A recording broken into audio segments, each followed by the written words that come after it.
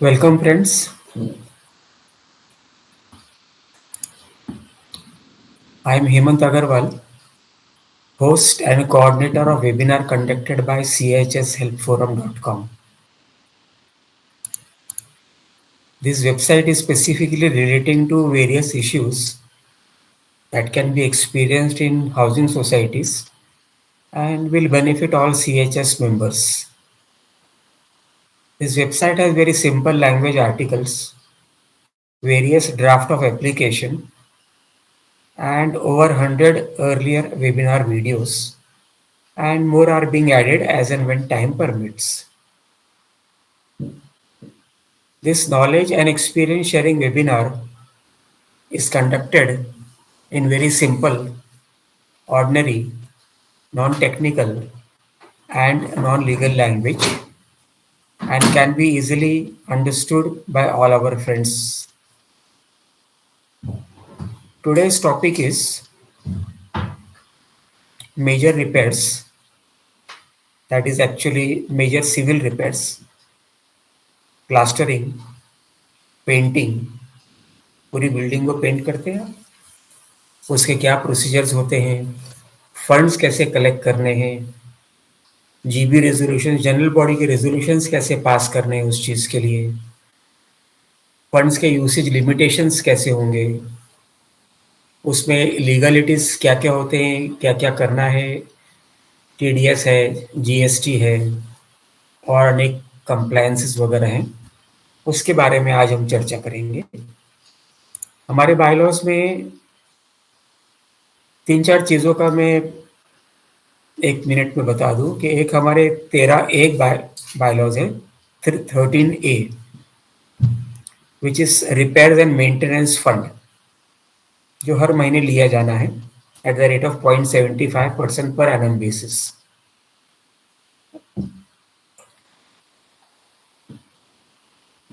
This 0.75 can be increased or decreased in a general body meeting and amended into the bylaws. Then another one is 13C, that is sinking fund, 0.25%.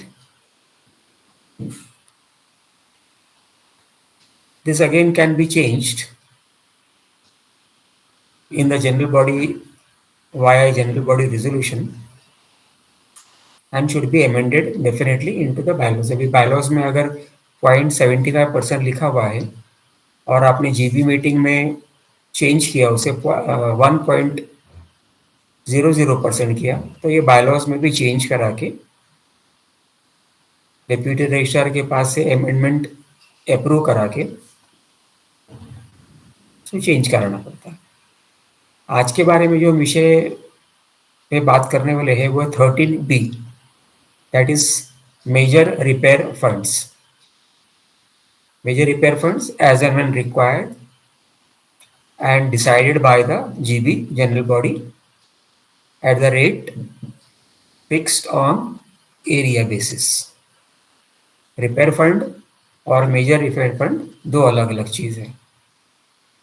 Repair fund और sinking fund compulsorily हर महीने member से लेना है और जमा करना है fix deposits में ईयर मार्क करके। मीन्स जो रिपेयर फंड का 100 रुपये आया तो बैंक में एफडी जाएगी 100 रुपये की और एफडी में मार्किंग होगा बुक्स ऑफ अकाउंट में रिपेयर फंड। सिंकिंग फंड का भी वही चीज़ है।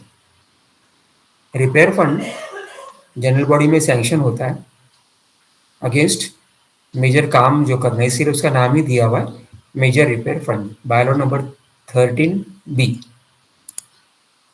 इस चीज़ के बारे में हम चर्चा करेंगे और हमने इनवाइट किया हुआ है mister Kuldeep Singh. He was a he has lots of experience in his society, managing the society, and is a very active person as far as housing society rules, regulations, bylaws, etc. are concerned. So now I invite Mr. Kuldeep Singh to take over and proceed from here on. Thank you, sir. Mr. Kuldeep Singh.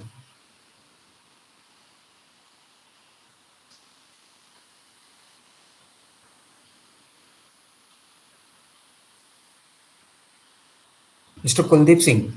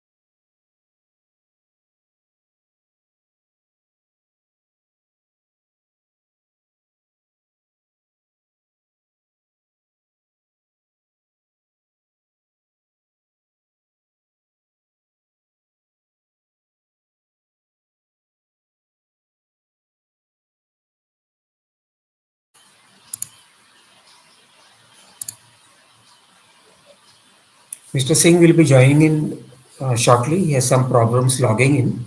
So, friends, just wait for a few minutes. Okay, he has joined in.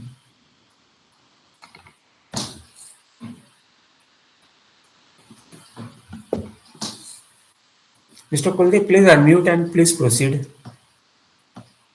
Unmute button.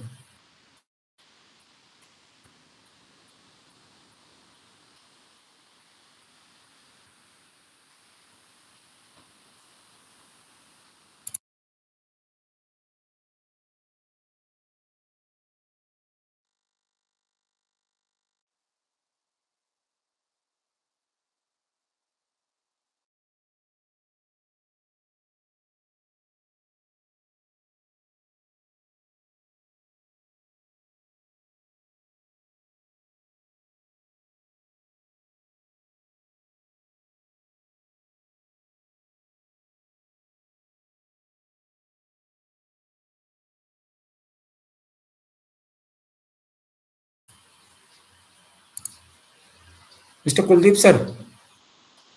Okay, please unmute that.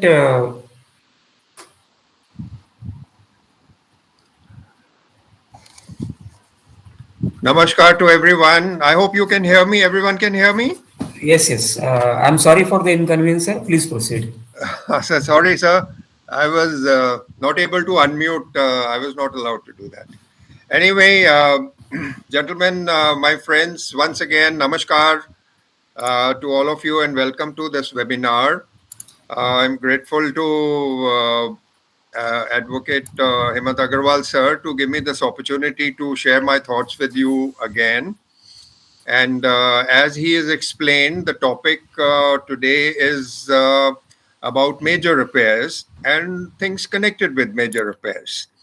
So we in the next half an hour we will talk about what are the rules, regulations, and how the major repairs should be carried out. What is the correct procedure? जैसे कि Hemant sir ने आपको पहले ही बताया है कि हम आज बायलॉ 13B की बात करने वाले हैं। बायलॉ 13B जो है वो मेजर रिपेयर फंड की बात करता है।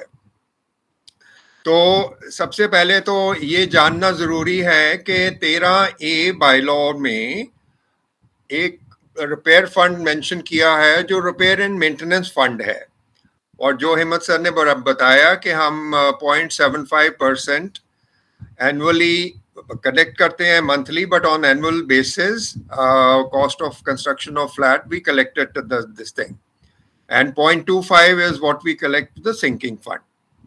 तो ये जो रिपेयर एंड मेंटेनेंस फंड है बेसिकली वो अपना डे टू डे मेंटेनेंस के लिए नॉर्मली जो है वो छोटा मोटा रिपेयर के लिए इस्तेमाल होता है। तो आज हम बात करने वाले हैं मेजर रिपेयर फंड के ऊपर, मेजर रिपेयर्स के ऊपर। तो ये मेजर रिपेयर्स के लिए आप सभी शायद एग्री करोगे मेरे साथ कि ये मेजर रिपेयर जो है इसके लिए पैसा काफ़ी बड़ा अमाउंट खर्च होता है। तो क्योंकि बड़ा अमाउंट खर्च होता है इसलिए ये ज़रूरी नहीं है कि इतना फंड जो है आजकल मैंने देखा है कि कम से कम 1 करोड़ 1.5 करोड़ इतना तक एक्सपेंडिचर जाता है। कोई टावर है, कोई 12-13 माला का टावर है तो इतना खर्चा हो जाता है मेजर रिपेयर फंड में। तो इतना पैसा अपनी सोसाइटी के पास किसी के पास होता नहीं है, तो इसलिए ये प्रावधान रखा गया है अपने बाय लॉ में कि ये पैसा जब जरूरत पड़े, क्योंकि हम मान लो 5 साल में 6 साल में एक बार मेजर रिपेयर्स अपनी बिल्डिंग की करते हैं, तो उस टाइम के ऊपर ये प्रावधान है अपने बाय लॉज में कि हम मेंबर से ही ये पैसा इकट्ठा करके रिपेयर के लिए और उसको हम रिपेयर के ऊपर इस्तेमाल करें।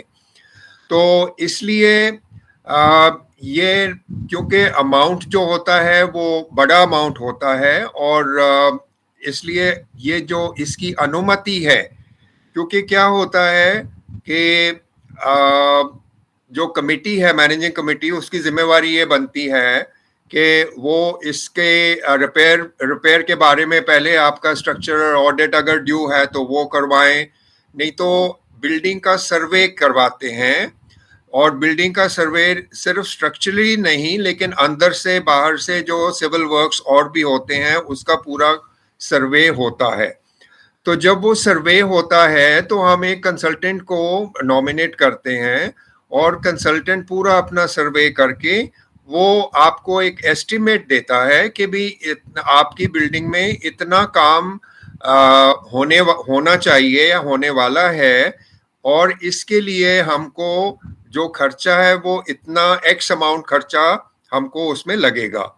तो ये जो है प्रक्रिया इसके हिसाब से उसके बाद में ये अमाउंट जो है जनरल बॉडी में हम मैनेजिंग कमेटी प्रपोज करती है कि ऐसे ऐसे अपने बिल्डिंग जो है उसको इतना रिपेयर में खर्चा होने वाला है, इसलिए हर एक मेंबर से वो रिक्वेस्ट करती है कि एक्स अमाउंट जो है उसको डिवाइड बाय जितने भी होते हैं, अगर इक्वल साइज के फ्लैट्स हैं तो वो इक्वल अमाउंट जो है वो उसको कंट्रीब्यूट करने के लिए मैनेजिंग कमेटी उसको पास करती है।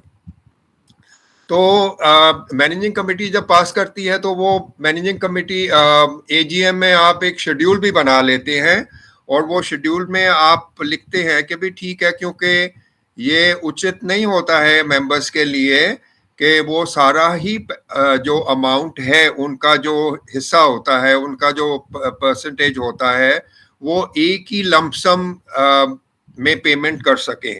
तो इसलिए एक मेंबर्स की सुविधा के लिए ये आमतौर पे ये किया जाता है कि जितना पैसा आपको इकट्ठा करना है उसमें से मान लो आप 50% या कुछ पहले अगर उसको कलेक्ट करना है रिपेयर से पहले, तो वो इंस्टॉलमेंट में managing committee general body decide करती है कि भी एक्स अमाउंट जो है वो हर एक मेंबर जो है वो एक्स अमाउंट एवरी मंथ इसका ऊपर कलेक्शन करे कमेटी में देंगे और इसको अपना शेयर जो है वो उसका भुगतान करेंगे। तो एक बार जब हम एग्री हो जाते हैं एक बार इस बात के ऊपर कि भी हम को ये रिपेयर करवानी है, ये रिपेयर का स्कोप जो होता है वो सामने आ जाता है सर्वे के तौर पे।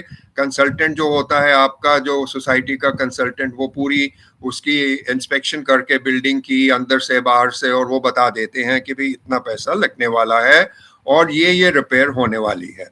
उसके बाद में फिर जो नॉर्मल प्रोसीजर है कि हमको इसके लिए टेंडर्स फ्लोट करने पड़ते हैं।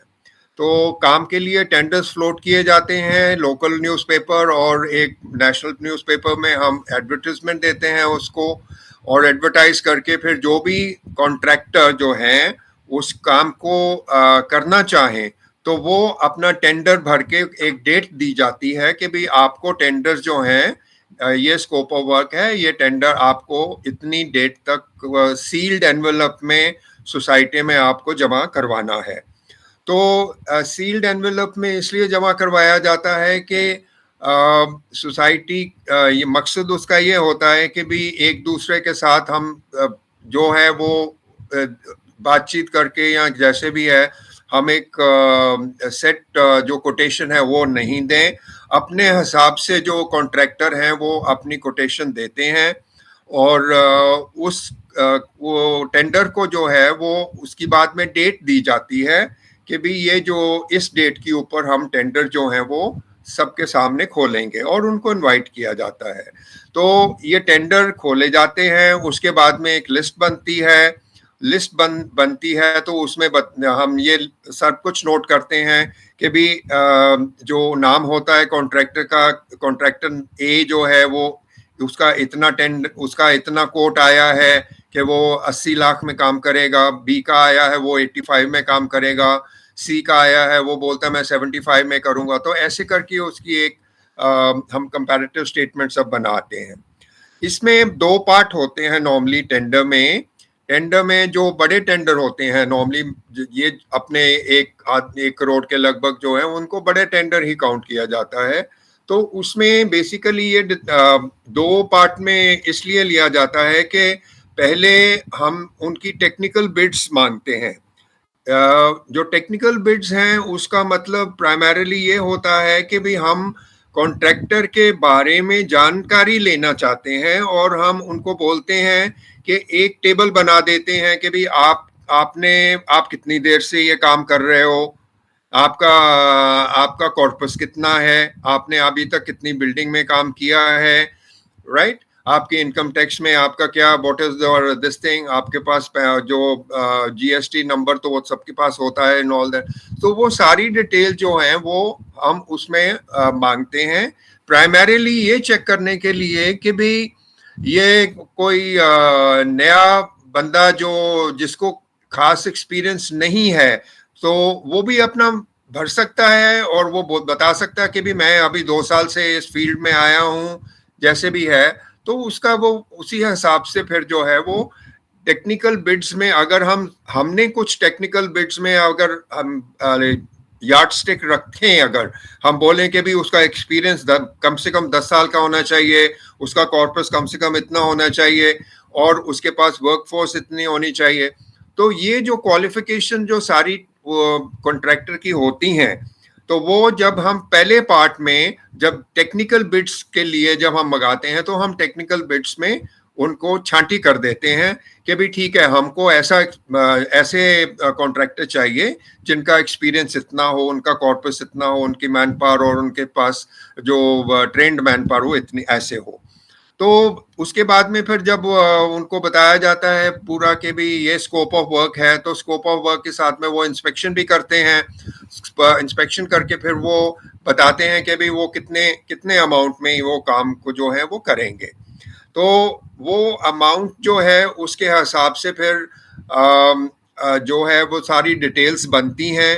उनके बाद में नॉर्मली जो बड़ी सोसाइटी होती हैं वो इन कॉन्ट्रैक्टर्स को बुलाती हैं और इन कॉन्ट्रैक्टर्स को साथ इंटरव्यू करती हैं, उनको पूछती हैं, बताते हैं कि भाई देखो हमने आपको शॉर्टलिस्ट किया है और आप बताओ हमको आपका इसमें और कंसेशन क्या कर सकते हो, या जो भी आपने बात पूछनी हो तो वो इंटरव्यू में कॉन्ट्रैक्टर के साथ वो बातचीत होती है और पूछा जाता है। इस समय जरूरी ये होता है कि कंसल्टेंट जो होता है सोसाइटी का उसको प्रेजेंट होना चाहिए मैनेजिंग कमेटी के साथ टू जज दिस थिंग कि भी ये जो कॉन्ट्रैक्टर है उसका क्या एक्सपीरियंस है और वेदर वो जो कोट कर रहा है, क्योंकि वो कोट भी एज पर द मटेरियल करता है। तो अगर वो बोले कि मैं पर स्क्वायर फुट प्लास्टर का जो स्पेसिफिकेशन दी हुई है मैं इतना पर स्क्वायर फुट लूंगा, तो फिर वो कॉन्ट्रैक्टर जो कंसल्टेंट जो है वो आपको मदद करता है, वो ये भी पूछता उनको कि भाई आप इतना क्यों ले रहे हो, नॉर्मल रेट तो इतना है। या कहने का मतलब ये है कि कंसल्टेंट एंड मैनेजिंग कमेटी पूरा अच्छी तरह से उसको कॉन्ट्रैक्टर के बारे में समझने की कोशिश करती है, उसकी जो कोटेशन है उसको अच्छी तरह से पढ़ती है, वेट करती है और उसको डिसाइड करती है। उसको अगर कोई करेक्शन की ज़रूरत हो तो वो उनको बताते हैं कि भाई आप ये जो है रेट आपका बहुत ज़्यादा है, इसको आप देखिए ज़रा। तो इसके बाद में नॉर्मली एक प्रोसीजर सोसाइटीज़, जो अच्छी सोसाइटीज़ होती हैं, वो, या मैं कहता हूँ किसी भी सोसाइटी को ये प्रोसीजर फॉलो ज़रूर करना चाहिए कि जब आपने शॉर्टलिस्ट कर लिए, मान लो आपने 4 कॉन्ट्रैक्टर शॉर्टलिस्ट कर लिए, 15 ने अप्लाई किया, आपने 4 शॉर्टलिस्ट कर लिए, उसके बाद में मैनेजिंग कमेटी की तरफ से और यहाँ कोई एक आधा मेंबर और फ्रॉम द सोसाइटी की तरफ से आप visit to their current location जहाँ वो काम कर रहे हैं, तो वो जरूर करनी चाहिए। उसमें आपको एक अंदाजा हो जाएगा कि भी इसका काम जो चल रहा है दूसरी जगह पे, दूसरी सोसाइटी में जो काम कर रहे हैं वो किस तरीके से कर रहे हैं और वो ठीक ढंग से कर रहे हैं कि नहीं। आप उनसे रेफरेंसेस भी ले सकते हैं कि भाई आप हमको बताइए कि आपने कौन कौन सी सोसाइटीज में काम किया है। तो नॉर्मली जो सेक्रेटरी या चेयरमैन या मैनेजिंग कमेटी में से समबडी नॉमिनेटेड प्रोजेक्ट ऑफिसर, तो वो उनसे बात भी कर लेते हैं, सोसाइटी से बात करते हैं और सोसाइटी से बात करके जनरली उसकी बैकग्राउंड पूछ लेते हैं सोसाइटी से कि भाई इसने आपकी बिल्डिंग सोसाइटी में काम किया है, ये कॉन्ट्रैक्टर कैसा है।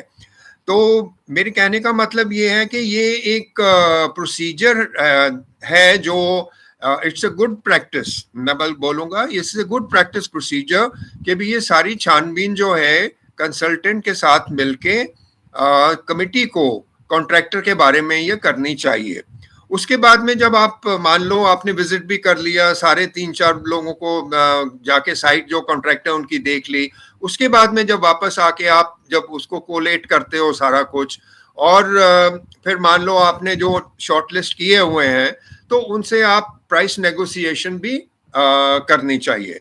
तो जैसे मानो कि किसी ने, जैसे मैंने बोला 75 लाख कोट किया है, किसी ने 80 किया, किसी ने 85 किया, किसी ने 90 किया, तो आप मानो कि अभी आपको सबको ये आप ऑप्शन दे सकते हैं और देते हैं नॉर्मली कि भी आप जो है आप हमको कितना कंसेशन देंगे और आप अपनी एक बार रिवाइज करके हमको फाइनल कोट अपनी आप दीजिए।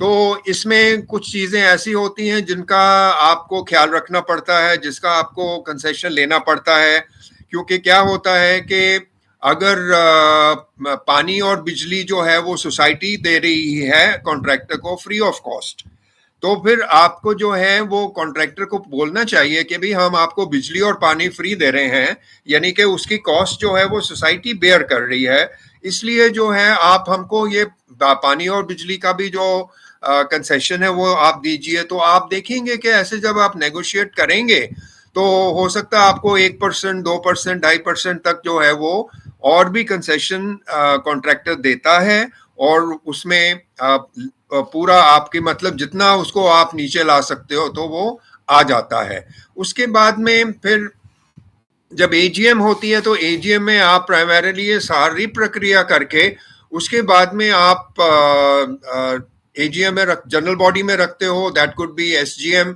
स्पेशल जनरल बॉडी मीटिंग, और उसमें आप बेसिकली पूरा एक्सप्लेन करते हैं कि भाई ऐसे ऐसे हमने टेंडर फ्लोट किया था, ये बिड्स आई थी, टेक्निकल बिड्स में हमने ये सिलेक्ट किए, उसके बाद में काम की बिड्स मंगवाई। तो ऐसे करके सारा जो है वो आपको जनरल बॉडी में आपको रखना होता है। और जनरल बॉडी में बेसिकली जैसे हम बोलते हैं L1, L2, L3, L4, ये कि सबसे सस्ता ये है, सबसे उससे महंगा ये है, उससे महंगा ये है, उससे महंगा ये है। तो उसके बाद में जो हाउस है यानी कि जनरल बॉडी है वो डिसाइड करती है on the merits, pros and cons, और डिसाइड कर लेती है, कॉन्ट्रैक्टर को चूज कर लेती है। मैं इधर ये कहना चाहता हूं कि ये जरूरी नहीं होता कमेटी के लिए, सोसाइटी के लिए, कि आप सिर्फ L1 कोटेशन जो है लोएस्ट कोटेशन उसी को आप सिलेक्ट करें।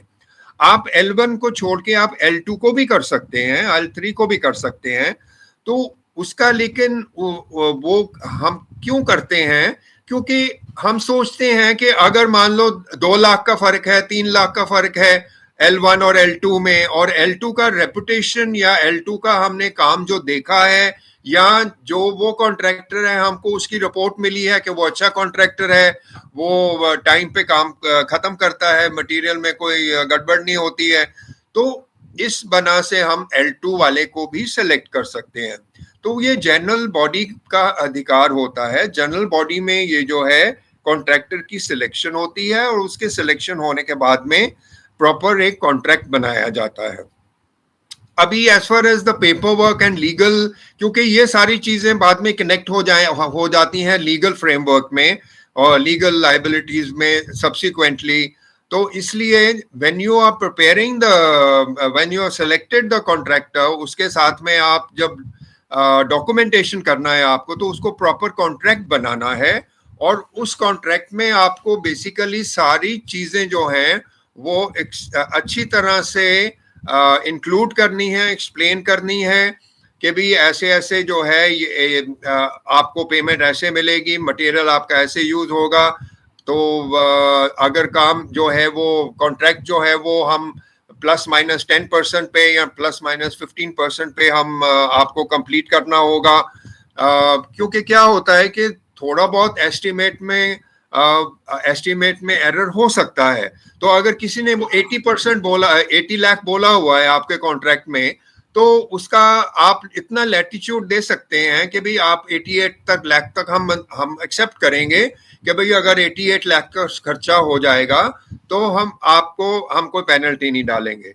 फिर नॉर्मली क्या होता है कि many times the society also puts the penalty clauses, जिसमें वो जो सोसाइटी है वो तय कर देती है कि भी अगर आपका काम डिले हो गया किसी भी वजह से, जिसका मतलब कोई लॉजिकल रीजन नहीं है, आपने जानबूझ के मतलब आपने काम सही तरीके से नहीं किया, या आपने अपना सही शेड्यूल फॉलो नहीं किया, तो वो जो है उसकी आप पेनल्टी क्लॉज भी लगा सकते हैं कि भी आपको फिर इतनी पेनल्टी देनी पड़ेगी। अभी as far as the project work is concern, this is very important part, because एक तो कंसल्टेंट जो है उसको आप पैसा देते हो टू सुपरवाइज एंड सी कि भी आपका काम जो है वो सही ढंग से हो रहा है, मटेरियल ठीक यूज हो रहा है, प्रॉपर प्रोसीजर फॉलो किया जा रहा है।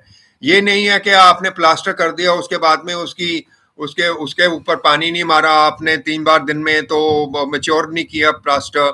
तो ये सब चीजें हैं जो वो उनका ध्यान रखना पड़ता है।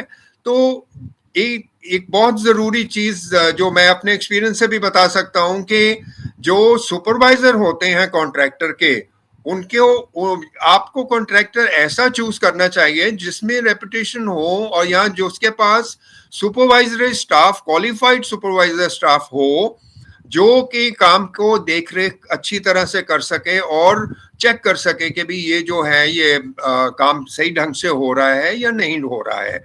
तो सुपरवाइजर जो है कॉन्ट्रैक्टर की तरफ से अगर अच्छा होगा तो लाजमी है कि वो काम आपका जो है वो अच्छे ढंग से होगा, अच्छे प्रोसीजर अच्छे तरीके से होगा। तो इसलिए वो सुपरवाइजर स्टाफ जो है वो बहुत इम्पोर्टेंट है।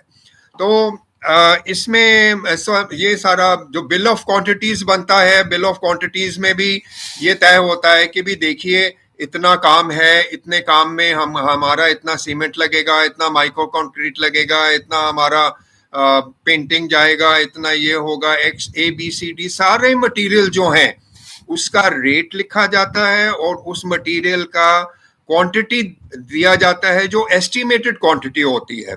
और आजकल इतना मतलब कि एक्सपीरियंस होता है कॉन्ट्रैक्टर्स को कि वो एकदम एक्यूरेटली आपको बता सकते हैं कि भी इसमें कितना वो सीमेंट लगने वाला है, कितना सरिया लगने वाला है, कितना पेंट लगने वाला है, कितना माइक्रो कंक्रीट लगने वाला है, वो सारी चीजें जो है आपको तकरीबन काफी अच्छा एस्टिमेट आप देते हैं। तो इसका चेक एंड बैलेंस जो है वो भी आपको ध्यान में रखना है, और उसकी पेमेंट जो है, पेमेंट प्रोसीजर क्या होगा ये भी आपको ले डाउन करना है कि डिफरेंट स्टेज के ऊपर आपको उसको पैसे देने हैं। तो जो है रिकरिंग अकाउंट जो होता है उसका वो जो बिल बनाता है, मान लो उसने 5% पहले काम किया, उसने पूरी जो थी वो खड़ी कर दी अपनी चढ़ने के लिए, अपनी बैम्बूस की उसने प्रोटेक्शन कर दी, और उसके बाद में उसने बोला कि साहब मेरे को अभी इतना पैसा चाहिए,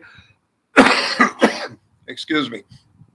तो वो जो है टाइम टू टाइम आपको ये डिसाइड करना है कि भाई आपने जो पैसा जो देना है वो किस किस तरीके से देना है, और उसके हिसाब से काम की सुपरविजन होनी चाहिए और काम होना चाहिए।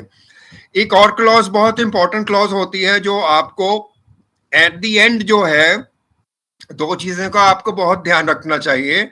एक तो आप उसका कुछ अमाउंट जो है परसेंटेज, वो 5% भी हो सकती है, 2% भी हो सकती है, 3 भी हो सकती है, आपके हिसाब से जितना है, तो वो उसकी रिटेंशन मनी जो है वो काम खत्म होने के बाद में भी रिटेंशन मनी आपको जरूर क्लॉज रखनी चाहिए कि भी आपका पूरा जो हम पेमेंट हमारा ड्यू है, मान लो 80 लाख हमको देना है, 5 लाख जो है वो हम आपका अपने सोसाइटी में रिटेन करेंगे, यानी कि वो 5 लाख रुपया हम आपको नहीं देंगे, और वो 5 लाख का आप शेड्यूल बना सकते हो। अगर उसकी गारंटी 5 साल की है या 7 साल की है या 10 साल की है, तो आप एक शेड्यूल बना सकते हो रिटेंशन मनी का कि भाई पहले साल 2 साल खत्म होने के बाद में हम आधा % आपका रिटेंशन अमाउंट रिलीज करेंगे, जब 3 साल खत्म हो जाएंगे तो हम 1% रिलीज करेंगे। तो that only depends on how much is the quantum of work, कितना काम है, कितना खर्चा इन्वॉल्व है, तो वो सारी चीजें जो है आपको उसमें डालनी पड़ेगी।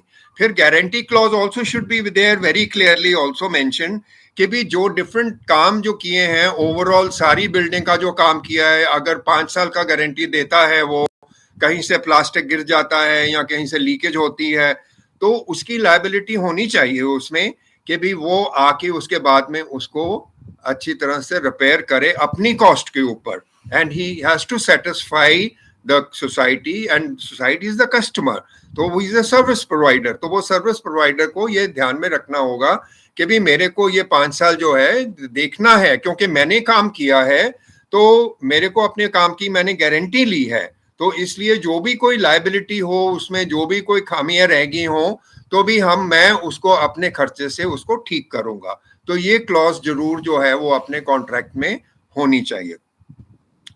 तो ये जनरली जो है पेपर वर्क, इसके बारे में हम ये पेपर वर्क में जो आम तौर पे चीजें होती हैं, तो ये जरूरी रखनी चाहिए।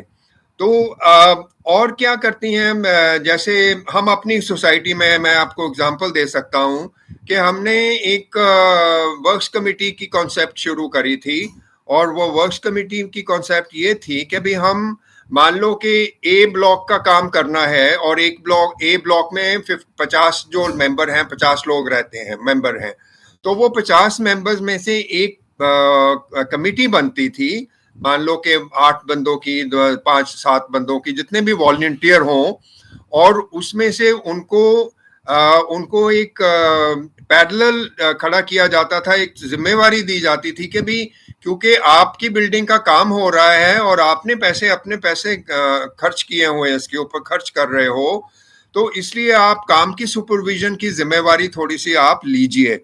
तो अगर वॉलंटरीली, ये this is a voluntary committee, जहां मेंबर अपने हित की रक्षा करने के लिए जो है वो सामने आते हैं, और उसके लिए फिर वो कंट्रीब्यूट करते हैं, क्योंकि ये संभव नहीं है कि मैनेजिंग कमेटी जो है वो आपके रिपेयर का 24 आवर्स जो है या 12 आवर्स दिन में जो काम होता है, कि उसकी सुपरवाइजर करने के लिए बैठा है, कोई भी मेंबर बैठा रहे बिल्डिंग के सामने, वो देखे मटेरियल कैसा आ रहा है, रेती कैसे आ रही है, सीमेंट ठीक आ रहा है कि नहीं आ रहा है, क्वालिटी स्टैंप है, क्वांटिटी जो है वो ठीक आ रही है कि नहीं।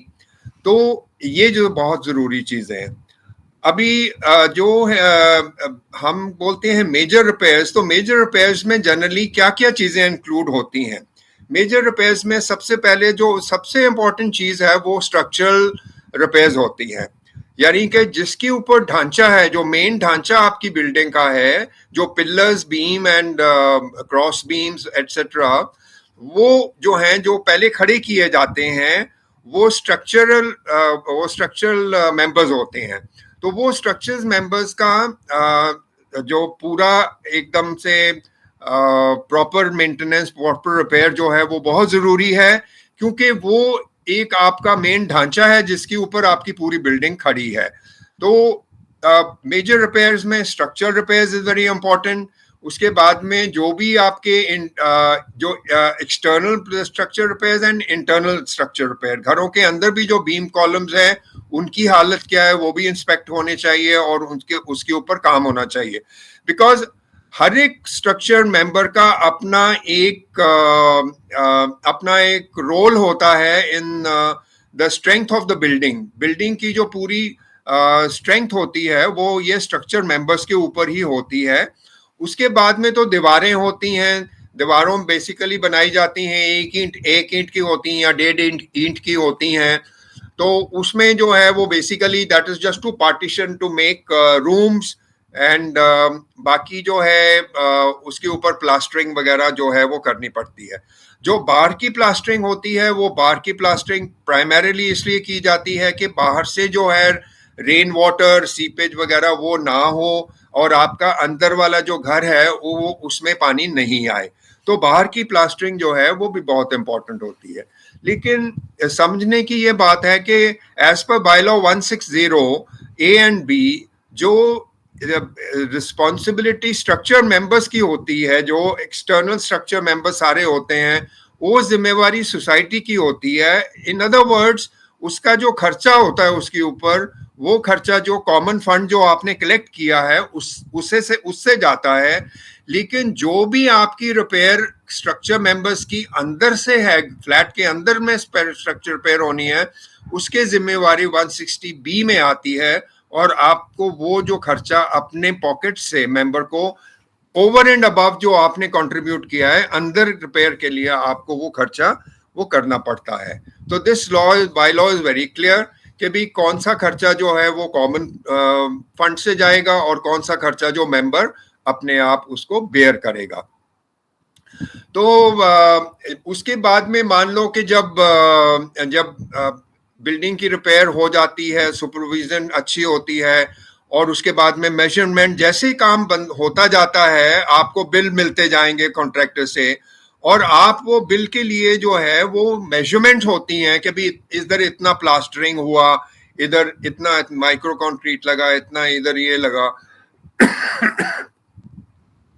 तो उसको उसमें भी जो है वो एरर की गुंजाइश होती है। इसलिए जो हम जैसे वर्क्स कमेटी बोलते हैं, अपने मेंबर्स की खुद की जिन मेंबर्स की बिल्डिंग की रिपेयर हो रही है, जो वो कंट्रीब्यूट कर रहे हैं वॉलंटरली, वो अपना बिल्डिंग का देख रहे हैं, काम की देखरेख कर रहे हैं, वो नॉर्मली क्या होता है कि जो स्टेजिंग बनाई होती है बैम्बूज की, वो उसमें भी जाके वो जो मेंबर होता है with the contractor and with the consultants man, तो 3 लोग जो होने चाहिए, कॉन्ट्रैक्टर का आदमी, कंसल्टेंट का आदमी और आपका सोसाइटी का आदमी।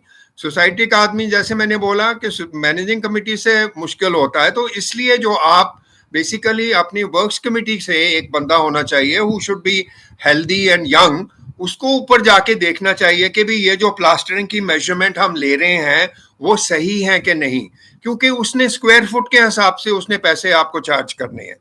तो अगर उसमें वो गड़बड़ करेगा, क्योंकि देखिए वो उसको मैं ये नहीं कहता हूं कि सारे कॉन्ट्रैक्टर जो हैं वो जो फिगर्स को बढ़ा चढ़ा के बताते हैं और बिलिंग ज्यादा करते हैं, इन्फ्लेट करते हैं, बट कहने का मतलब है कि ये कोई भी अपना नुकसान तो नहीं झेलना चाहता है। अगर उसने 10 स्क्वायर फुट काम किया है तो 10 स्क्वायर फुट, 10.5 स्क्वायर फुट तक तो वो करने, या 11 स्क्वायर फुट तक वो करने के लिए कोशिश करेगा, वो 9.5 का आपको बिल नहीं देगा।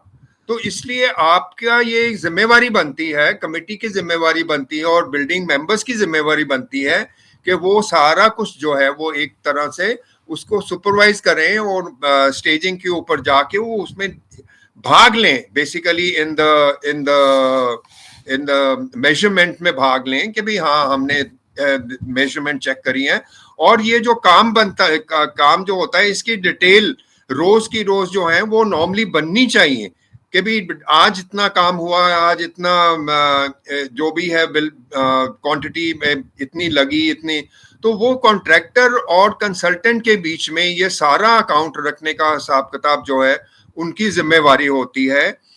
और जो भी रिकरिंग अकाउंट का आरए बिल आपको number 1 RA bill, number 2 RA bill, number 3 RA bill जो आपको दिया जाता है कमेटी को पेमेंट करने के लिए, उसकी जो चेकिंग है वो कॉन्ट्रैक्ट कंसल्टेंट की जिम्मेवारी बनती है कि जो कॉन्ट्रैक्टर कंसल्टेंट को बिल देता है, कंसल्टेंट अपनी तरफ से उसको चेक करता है और चेक करके उसको सर्टिफाई करता है कि हाँ इतना काम हुआ है और इतना बिल ऑफ मटेरियल उसमें बिल ऑफ क्वांटिटीज जो है वो लगा है। तो ये सारी जो हैं ये एक प्रोसीजरली रिक्वायरमेंट्स होती हैं। अगर आप इसमें कोई भी कट शॉर्ट करोगे या इसको नहीं करोगे एंड ऑल दैट, तो वो हो सकता है कि आपकी बिलिंग में गड़बड़ हो, आपकी बिल इन्फ्लेट हो जाए, आपका काम के मेजरमेंट में गड़बड़ हो जाए। तो ये जो है ये इसका ध्यान रखना, ये पेपर वर्क का बहुत जरूरी होता है। Now once the building plastering etcetera is complete, उसके बाद में तो फिर आपको पेंटिंग होनी है। पेंटिंग जो होती है नॉर्मली क्या होता है कि पेंटिंग के लिए आप कैसे एशियन पेंट को या किसी और को जो पेंट बनाती हैं कंपनियां, तो उनसे आप संपर्क करके उनसे कोट लेते हैं और फिर उससे डिस्कस करते हैं।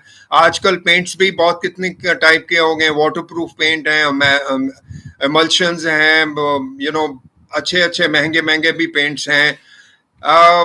अभी वो कहते तो ये हैं कि भी आप महंगा पेंट लगाओगे तो आपकी बिल्डिंग की प्रोटेक्शन उतनी अच्छी होगी। तो ये चीजें सारी आपको ध्यान रखना होता है। आपको अपनी पॉकेट भी देखनी होती है कि भी हमको कितना खर्चा करना है, कि भी हम ये पेंट अफोर्ड कर सकते हैं नहीं, क्योंकि पेंट की प्राइस वेरी करती है। Quite a lot of variation is there depending on the quality of the paint.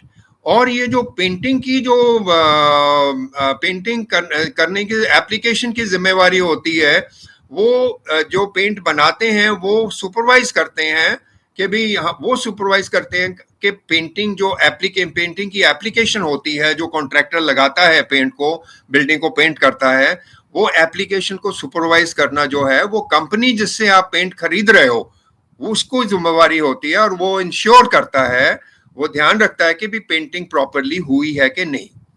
इसके भी जो है प्राइमरी कोट होता है, उसके बाद में 2 कोट होते हैं, 3 कोट, जैसे भी आपको कॉन्ट्रैक्टर ने आपको सलाह दी होती है कि भी साहब ये इतना पेंट होना चाहिए, इसके ऊपर ये पेंट होना चाहिए, तो उसके हिसाब से जो बिल्डिंग की पूरी पेंटिंग होनी चाहिए। तो ये नटशेल में मैंने आपको पूरा एक्सप्लेन किया है कि मेजर रिपेयर्स होती क्या हैं, मेजर रिपेयर्स में क्या क्या चीज़ें नॉर्मली आती हैं, मेजर रिपेयर्स में क्या क्या पेपर वर्क होते हैं, टेंडर्स कैसे फ्लोट होते हैं, जो हम 13B के हिसाब से पैसा कलेक्ट करते हैं, जो हमको अनुमति दी है बाय लॉज ने कि भी मेजर रिपेयर फंड जो है वो आप मेंबर से कलेक्ट कर सकते हो। तो वो मेजर रिपेयर फंड मेंबर से कलेक्ट करने के लिए हम जनरल बॉडी में जाते हैं। जनरल बॉडी में हम सारा प्रोजेक्ट तैयार करके उनसे, जनरल बॉडी की अनुमति भी जरूरी होती है कि भी ये जो कॉन्ट्रैक्टर है हम L1 L2 या ABCD कॉन्ट्रैक्टर ABC हम किसको ले रहे हैं। तो उसके लिए मैंने आपको ये भी बताया कि भी आपको विजिट करनी चाहिए साइट जब वो काम कर रहे हैं। आपको उन पहली जो सोसाइटीज में उन्होंने काम किया उनसे संपर्क भी करना चाहिए, सेक्रेटरी चेयरमैन से, कि भी आपकी सोसाइटी ने इस कॉन्ट्रैक्टर ने काम किया है, उसका काम कैसे है, आपका काम अच्छा हुआ है कि नहीं अच्छा हुआ है, उसकी सुपरविजन कैसे है, वो काम टाइम पे खत्म करता है कि नहीं। तो ये आप अपने खुद के इंटरेस्ट के लिए, अपनी खुद की रिपेयर के लिए इंटरेस्ट के लिए आपको ये सारी चीजें चेक करके ही एक अच्छा कॉन्ट्रैक्टर सेलेक्ट करना चाहिए। और कंसल्टेंट की जिम्मेवारी ये होती है टू सुपरवाइज एंड सी कि जो आपने काम डिसाइड किया है कि भी ये काम होगा, वो उसकी बिल ऑफ क्वांटिटीज, उसमें मटेरियल क्या लग रहा है, क्वालिटी ऑफ मटेरियल क्या लग रहा है, जो आपने कॉन्ट्रैक्ट में दिया है, तो वही कॉन्ट्रैक्ट में वो मटेरियल लगना चाहिए, घटिया मटेरियल नहीं लगना चाहिए। इंस्पेक्शन के लिए जैसे मैंने बोला कि बिल्डिंग के मेंबर्स खुद उसमें कंट्रीब्यूट कर सकते हैं, मेजरमेंट प्रॉपर होनी चाहिए, और आपको एंड में जो है वो रिटेंशन मनी कुछ रखनी चाहिए, और उसमें आप डिसाइड कर सकते हैं कॉन्ट्रैक्ट में कि वो रिटेंशन मनी कैसे रिलीज करेंगे, उसकी गारंटी कितनी होगी, और गारंटी में जो सारी चीजें हैं वो अपने खर्चे से कॉन्ट्रैक्टर को उसको करेक्ट करके या ठीक करके आपको देने की जिम्मेवारी होती है। तो ये पार्ट जो था main part, collection of money under major repair funds and what procedure we normally follow and how we should go about doing the complete thing. इसके बाद में हम लास्ट पार्ट में आ जाते हैं लीगैलिटीज में। तो अगर आपकी कोई भी उसमें होती है, मतलब कि कोई डिस्प्यूट हो जाती है कि भी उसने काम ठीक नहीं किया या उसने मटेरियल ठीक नहीं लगाया है या कुछ भी ऐसा हो, तो जैसे आपने ये, इसीलिए मैं बोल रहा हूं आपका कॉन्ट्रैक्ट इतना वाटर टाइट, इतना अच्छा होना चाहिए ताकि ये सारी चीजों का खुलासा जो है वो उसमें अच्छी तरह से हो, उसकी पेनल्टी क्लॉज भी ठीक तरह से हो। तो अगर, और आपकी ये जुरिस्डिक्शन भी उधर लिखी जाती है कि भी हमारी कोई भी डिस्प्यूट होगी तो हमारी जुरिस्डिक्शन जो है वो मुंबई मुंबई जुरिस्डिक्शन होगी या नवी मुंबई जुरिस्डिक्शन होगी या पनवेल या कल्याण या थाने, जो भी जुरिस्डिक्शन है आपको उधर लिखनी होती है कि भी ये डिस्प्यूट की जुरिस्डिक्शन वो होगी। और उसके लिए आपको, इसीलिए मैं कह रहा हूं कि आपको पेपर वर्क बहुत इंपॉर्टेंट है। कॉन्ट्रैक्टर को डिटेल्स ऑफ वर्क डन जो वो दिन का बनाता है कि मैंने इतना मटेरियल लगाया, मैंने ये काम किया, डिटेल्स ऑफ वर्क डन, वो उसको डायरी रखनी चाहिए। सुपरविजन कॉन्ट्रैक्टर से के तरफ से अच्छी होनी चाहिए। क्वालिफाइड डिप्लोमा होल्डर्स कम से कम होने चाहिए, जो civil engineer diploma holders who should be supervisors. तो ये सारी चीजें आपको अगर ध्यान में रखेंगे तो नॉर्मली लिटिगेशन की जरूरत पड़ेगी नहीं। लेकिन मान लो अगर आपको पड़ती है किसी भी रीजन में, तो जो भी आपकी समस्या है, डिस्प्यूट है, वो अगर आप आपस में सुलझा सकते हैं तो बड़ी अच्छी बात है। आपस में नहीं सुलझा पाएंगे तो फिर आपको कोर्ट जाना पड़ेगा, कंज्यूमर कोर्ट में आपको पर्चा दाखिल करना पड़ेगा और बोलना पड़ेगा कि भाई हमको इसकी सर्विस प्रोवाइडर ने सेटिस्फाई नहीं किया है, ये हमने उसकी खामियां देखी हैं, ये उसने काम ठीक तरह से नहीं किया है। तो ये लॉन्ग ड्रॉन प्रोसेस होता है लिटिगेशन वाला। लेकिन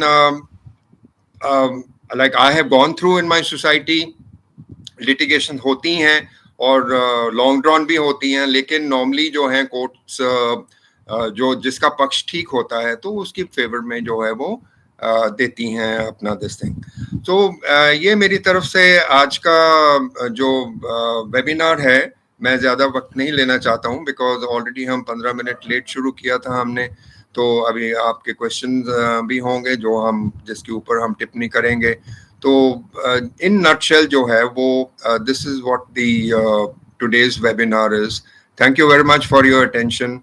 Over to Hemant sir. Thank you, Kuldeep sir. We will take a short break. Our sponsors 2-minute break. Friends are requested to please remain with us. Thank you. We'll join back in 2 minutes.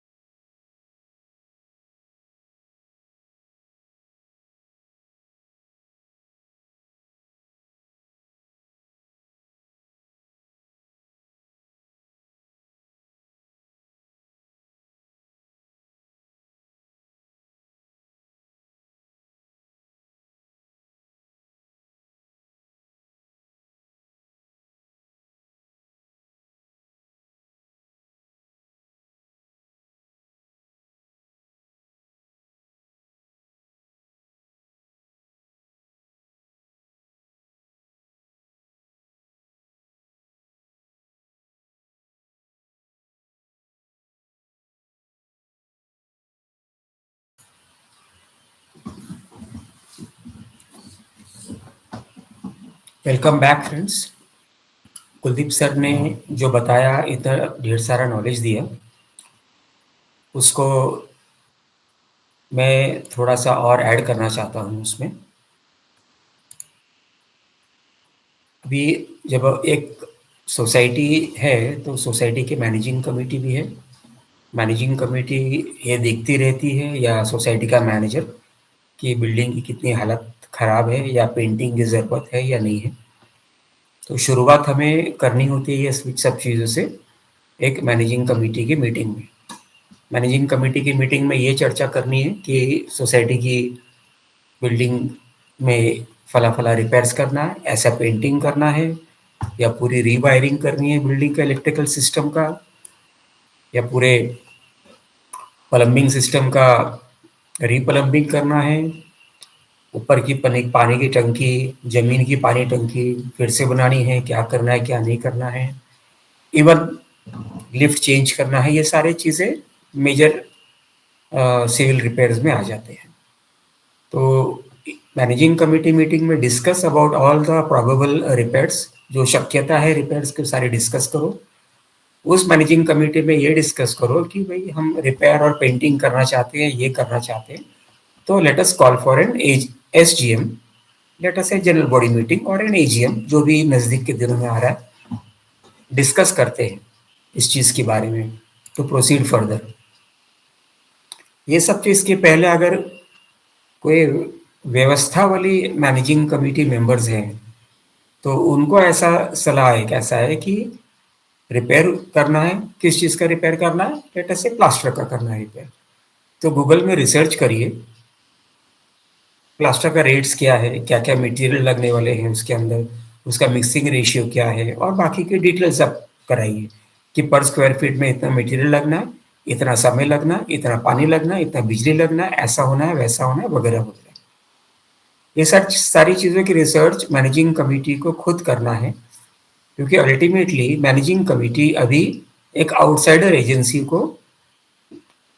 Agency से deal करने वाली है। उसके पहले deal करने के पहले general body में ब्रीफिंग करनी है, काउंसलिंग करना है जनरल बॉडी मेंबर्स को कि SGM में हम क्या करेंगे।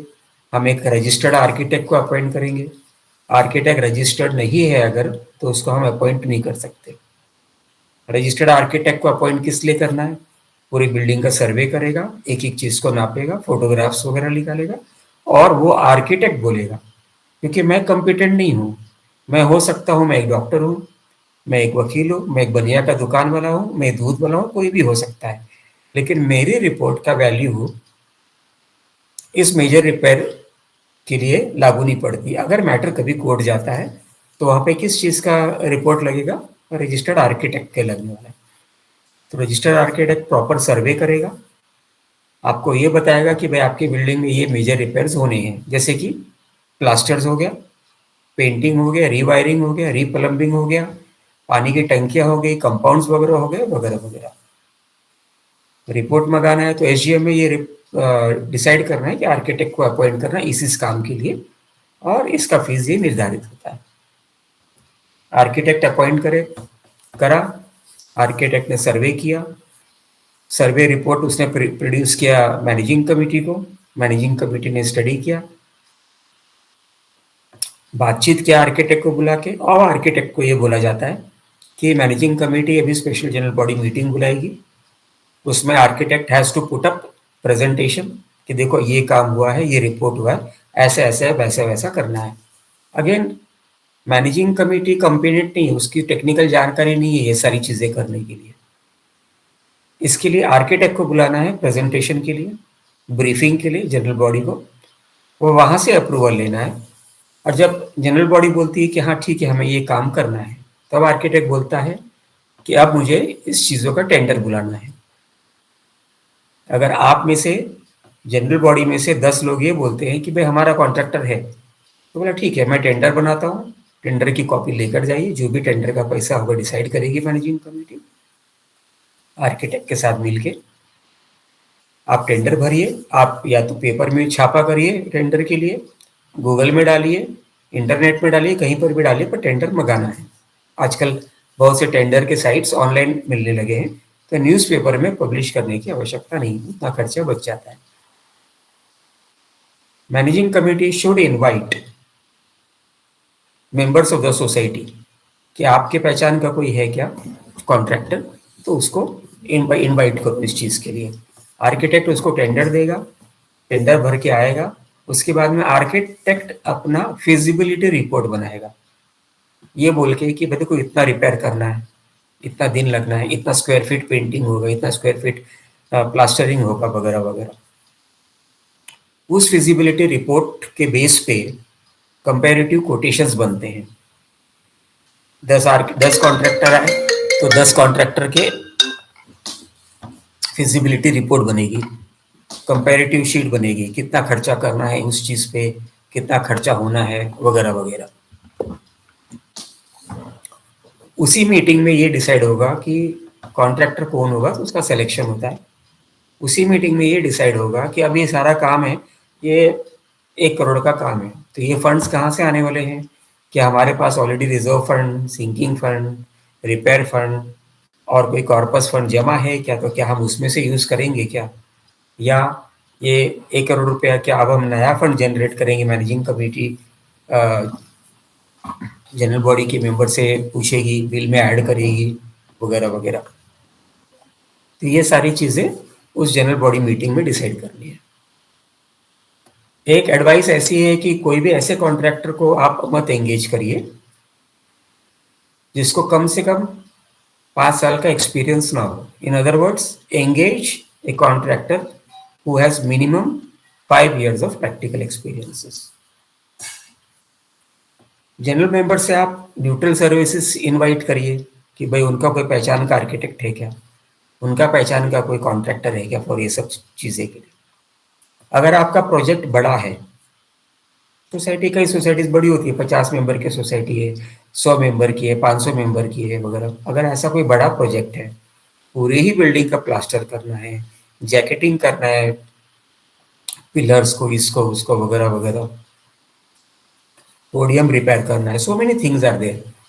तो आप अगर बड़ा प्रोजेक्ट है तो उसी एसजीएम में आप एक सब कमेटी बनाइए, 3 मेंबर की या 5 मेंबर की या 7 मेंबर की या 9 मेंबर की, जो भी जनरल बॉडी डिसाइड करती है। सोसाइटी के मेंबर की ही सब कमेटी बनेगी, आउटसाइडर मेंबर्स की सब कमेटी नहीं बनेगी। ये कोशिश होनी चाहिए कि वो सब कमेटी में जनरल बॉडी मेंबर्स हों, मैनेजिंग कमेटी का कोई भी मेंबर ना हो। कारण, क्योंकि वो सब कमेटी मैनेजिंग कमेटी को असिस्ट करेगी। वो सब कमेटी का काम होगा कोऑर्डिनेट करना आर्किटेक्ट से, सुपरवाइज करना काम काज, कोऑर्डिनेट करना कॉन्ट्रैक्टर से, रॉ मटेरियल कहाँ आ जा रहा है, क्या आ रहा है, उसका सुपरविजन करना, वर्क इंश्योरेंस निकालना, वर्क इंश्योरेंस क्या करना है। सब कमेटी का काम होगा अकाउंट्स को मॉनिटर करना, फंडिंग्स कैसे आ रहे हैं उसको मॉनिटर करना, और जनरल बॉडी को रिपेयर डेवलपमेंट के बारे में खबर देते रहना, जिसको काउंसलिंग कह सकते हैं। Let the sub committee members go and run around for purchasing raw materials, getting quotations. I suggest that typically managing committee should not involve themselves in purchasing raw materials or anything involved with this major civil repairs. It should all be delegated to a subcommittee. 3-member subcommittee बनाओ, 5-member बनाओ, वगैरह। क्यों बनाना है बताते हैं। Managing committee make only payments. कब payment करना है, अब वो सब कमेटी का रोल आया।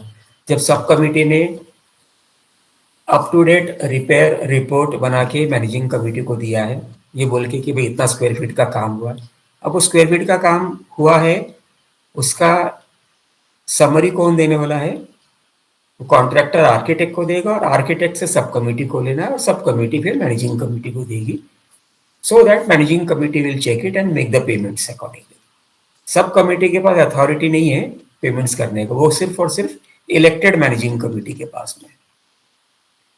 नाउ इंपॉर्टेंट थिंग इज कि अगर सब कमेटी सारा कुछ काम कर रही है, सब कमेटी मतलब जनरल बॉडी के खुद के मेंबर्स, आप बड़ी सब कमेटी भी बना सकते हो, मिनिमम 3 बनाइए। और फिगर्स में 3 है, 5 है, 7 है, 9 है वगैरह करके। Typically 3 member, 5 member typically sufficient होते हैं फॉर 1 to 2 करोड़ के काम के लिए, क्योंकि 1 to 2 करोड़ का काम आपका लगभग अंदाजन 6 महीने तो मिनिमम चलता ही चलता है। आप रोटेट भी कर सकते हो सब कमिटी को। सब कमिटी का काम होगा तो दिस विल अवॉइड टिपिकल पैसा खाया allegations by certain notorious general body members. हर सोसाइटी में ये पक्का ही पक्का होना है कि कोई ना कोई 2-4 जनरल बॉडी मेंबर यही बोलने वाला है कि मैनेजिंग कमेटी ने पैसा खाया। लेकिन अगर ये सारा काम अगर सब कमेटी कर रही है, मतलब जनरल बॉडी खुद ही कर रही है और मैनेजिंग कमेटी सिर्फ चेक साइनिंग अथॉरिटी रह जाती है, तो ये एलिगेशंस अवॉइड होते हैं। ये एलिगेशंस होना ही होना है और ये अवॉइड किया नहीं जा सकता। इसके लिए अपॉइंट सब कमेटी, उसके सारे कंधे पे सारा काम डालो, and they will, the sub committee also will be happy कि they are supervising their own buildings work. नहीं तो आपने देखा होगा कि टिपिकल इलेक्टेड कमिटी का एक फेवरेट लाइन होती है, हम तो ऑनररी काम कर रहे हैं, मेरे पास तो टाइम नहीं है, मैं तो अपना घर का काम छोड़ के आया हूँ, वगैरह वगैरह वगैरह। सब कमिटी का काम ये भी होगा, take work performance indemnity bond from the contractor. This is very important. Contractor से इंडेमनिटी बॉन्ड लेना है कि मेरा वर्क परफॉर्मेंस ऐसा ऐसा होने वाला है, मैं ये मटेरियल यूज करने वाला हूँ, इतने टाइम में काम कर पूरा करके दूंगा, और अगर मेरा काम खराब निकला, शॉर्डी निकला या इम्प्रॉपर हुआ आर्किटेक्ट की रिपोर्ट के हिसाब से। अभी यहाँ पे मैनेजिंग कमेटी, जब सब कमेटी ये नहीं बोल सकती है कि काम खराब हुआ है, उसके लिए आपने आर्किटेक्ट को अपॉइंट किया हुआ, उसी का टेक्निकल रिपोर्ट के बेस पे आप ये कह पाओगे कि काम खराब हुआ है या नहीं हुआ है। काम शुरू करने के पहले आपका सोसाइटी का काम है कि लोकल पुलिस स्टेशन को, लोकल फायर ब्रिगेड को, लोकल बीएमसी वार्ड ऑफिस को इन्फॉर्म करे राइटिंग में कि भाई हमारे सोसाइटी में ये सारी काम हो रहे हैं। क्यों हो रहे हैं? कहीं कोई घटना होती है, कोई कैलेमिटी होती है, कोई कंप्लेन करता है, टाइमिंग्स के बारे में कंप्लेंट होती है, कचरे के बारे में कंप्लेंट होती है, बिल्डिंग के खुद के लोग कंप्लेंट करते हैं, तो एक बार इन्फॉर्म कर दिया पुलिस को, फायर ब्रिगेड को, बीएमसी को, तो it is advantages to the managing committee. And when you are writing to these authorities, then you should also say कि I am doing so and so, so and so, so and so work, and I undertake not to make any building structural changes और encroachment। जैसे काम करने के दौरान typically society की managing committee बोलती है, अरे उधर एक छोटा सा मंदिर बना दो, अरे उसको ये कवर कर दो, छोटा सा ऑफिस बना दो, अरे एक 2 रूम का टॉयलेट ब्लॉक बना दो, वगैरह वगैरह। तो दिस आर ऑल एनक्रोचमेंट्स। या आप ड्रेनेज सिस्टम चेंज करते हो, जो बहुत बड़ा गुनाह है। तो you should undertake to this authorities, you are not going to make any building structural changes और एनी एनक्रोचमेंट और changes in the drainage system. This will ultimately in future be useful when the BMC serves you with a structural audit notice। आप ये कह सकते हो कि sir मैंने आपको इन्फॉर्म किया था और ये हमारा काम खत्म होने के बाद में हमारा जो रजिस्टर आर्किटेक्ट है वो जॉब कंप्लीटेशन रिपोर्ट भी बीएमसी में फाइल करेगा।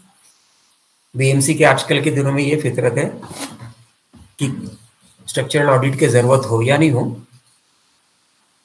बिल्डिंग पुरानी हो गई, 30 इयर्स की हो गई, एक स्ट्रक्चरल ऑडिट का नोटिस थमा दो सोसाइटी को, पैनिक हो, खर्चा हो वगैरह, पर ये चीजें आपको इजी, आपको बेनिफिट रहता है। फंड्स कैसे आना है उसके ऊपर आपको नजर रखनी है।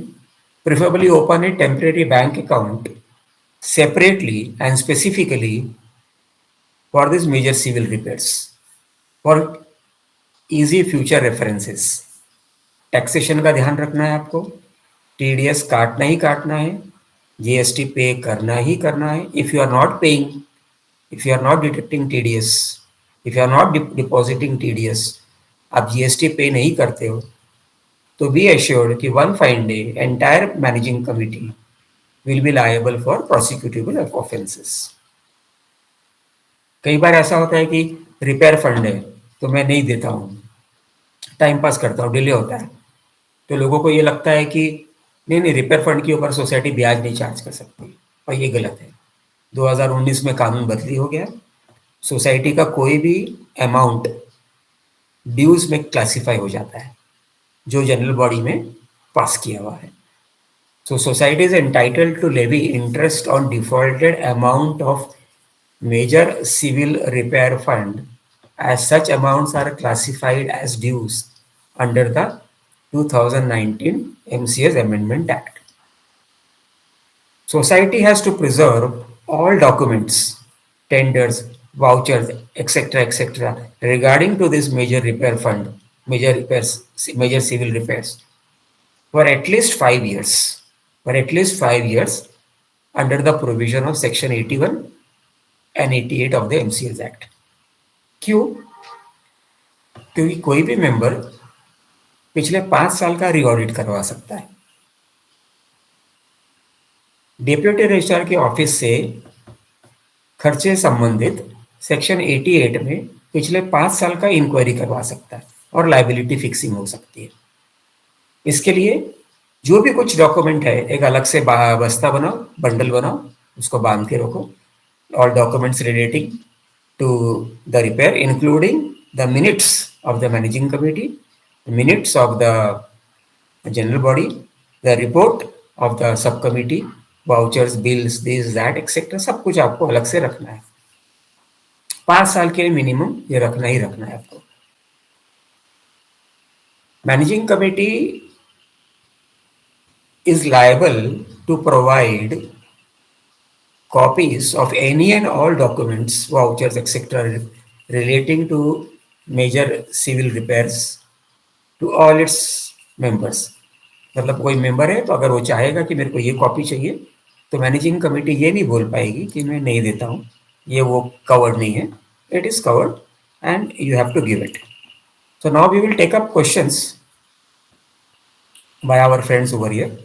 आज का विषय पे ही सिर्फ क्वेश्चंस पूछना है, and we are taking up only one short question. While asking questions, please switch on your video. Remember that this webinar does not provide any type of consultations or advice to your personal problems. Knowledge and experience sharing is based on take it or leave it basis, without any type of liability or responsibility whatsoever and whichsoever. So now we will take up questions.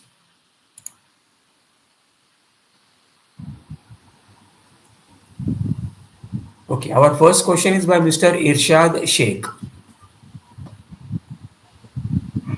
Sir, good evening. Good evening, please. So thanks for giving us the opportunity. So my question is, sir हमारा जो complex है it's on 4 अलग अलग agriculture land पे बना है, and उसमें से 3 जो लैंड है वो बिल्डर के नाम पे है, और एक लैंड पे ना जो खेडूत था उसने लिटिगेशन डाला है, एंड सिंस बिल्डिंग में बहुत सारे क्रैक्स है, we are going for the repair. So sir कुछ प्रॉब्लम हो सकता है इन फ्यूचर के, जैसे वो कंस्ट्रक्शन को पहले रुका सकते हैं या कुछ लिटिगेशन आ सकता है, and any precaution we need to take in advance? इरशाद भाई, पहले तो मेरे को सब अगर ठीक समझ आया है तो वो ये है कि भाई आपका कुछ जो प्लॉट हैं उसमें थे, आपने शायद बोला कि 3 प्लॉट जो हैं वो कॉन्ट्रैक्टर के नाम पे हैं और एक जो है वो उस पे डिस्प्यूट है। Yes. और उस पे ऊपर बिल्डिंग जो बनी हुई है उसकी रिपेयर की आप बात कर रहे हैं। Yes. तो देखिए ये बेसिकली क्वेश्चन थोड़ा सा डिफरेंट टॉपिक पे चले जाता है कि दिस थिंग। आज का जो अपना बेसिक टॉपिक तो यही है कि भी हमको सोसाइटी को क्या क्या देखना है, क्या क्या प्रिकॉशंस लेनी है, क्या क्या पेपर वर्क करना चाहिए। जैसे हेमंत सर ने बताया कि काफ़ी सारी डिटेल जो हमको वर्कआउट करनी पड़ती हैं। तो ये क्वेश्चन तो फिर आई थिंक ये कुछ स्पेशली बता को आपका क्वेश्चन ज़्यादा लीगल है देन जो आज के वेबिनार के ऊपर निर्भर नहीं है। मिस्टर चलेगा सर। इरशाद, ऐसा है कि आपकी बिल्डिंग है, बिल्डिंग ऑब्वियसली अगर एग्रीकल्चर लैंड के ऊपर भी है तो इसका मतलब ये नहीं है कि आप रिपेयर नहीं करवाएंगे। इसका मतलब शायद ये भी होता है कि आपकी बिल्डिंग जब बनी होगी तब टाउन प्लानिंग डिपार्टमेंट में पास हुई होगी, आप प्रॉपर्टी टैक्स भी दे रहे होगे, आप पानी का बिल भी दे रहे होगे, आपके पास लाइट की कनेक्शंस वगैरह होंगे ही होंगे। तो आपकी बिल्डिंग है, आप ये सारे टैक्सेस दे रहे हो गवर्नमेंट को, तो you are entitled to repair your building. There are two types of thing, one is tenable repairs and one is non tenable repairs. Tenable repairs में आज का जो विषय था वो सारा कुछ आ गया उसके अंदर, है? जैसे प्लास्टरिंग हो गया, पेंटिंग हो गया, कंपाउंड की वॉल हो गई, ऊपर और नीचे पानी की टंकी हो गई, लिफ्ट हो गई, वगैरह वगैरह वगैरह। और नॉन टेनेबल में क्या हो गया, आपका बीम्स हो गया, कॉलम्स हो गया, पिलर्स हो गया, है ना, छत हो गई, any changes in the drainage system हो गया, ये सब non tenable. Non tenable repairs आप नहीं कर पाओगे। टेनेबल रिपेयर्स आप सारा कुछ कर सकते हो। जैसे मैंने सुझाया, रिपेयर करना है, प्रोसीजर फॉलो करो और आप सब कुछ करो। प्रोसीजर फॉलो करने के बाद में, रिपेयर फॉलो करने के बाद में आर्किटेक्ट को बोलो कि कंप्लीटेशन सर्टिफिकेट जो है, अगर आपका म्यूनसिपल है, म्यूनसिपल में कॉपी हैंड ओवर करो, एक्नॉलेजमेंट लो। अगर ग्राम पंचायत है तो वहाँ पे करो, और ग्राम पंचायत भी नहीं है तो टाउन प्लानिंग में करो। वर्क करना है एंड कंक्लूजन ऐसा है कि आप अपनी बिल्डिंग आराम से रिपेयर कर सकते हो। Thank you sir, thanks for Okay. Any other questions, please?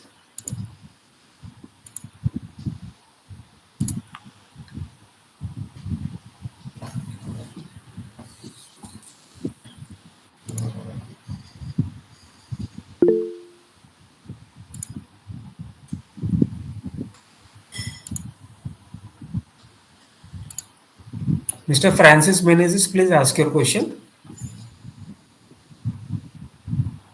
So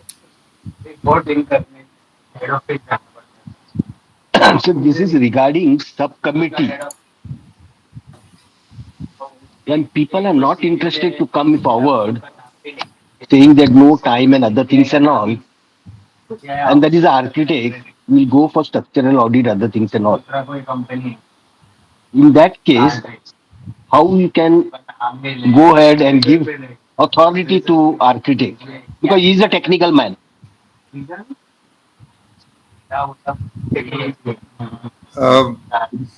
Francis साहब, बात ऐसे है कि ये जो बिल्डिंग रिपेयर की बात हम कर रहे हैं, और आर्किटेक्ट जो है वो हमको बेसिकली कहते हैं to give us a technical report of the building, and हम मेजर रिपेयर्स तभी करते हैं जब टेक्निकल रिपोर्ट में ये बताया जाता है आर्किटेक्ट की तरफ से कि भाई आपकी बिल्डिंग में ये रिपेयर्स होने जरूरी हैं।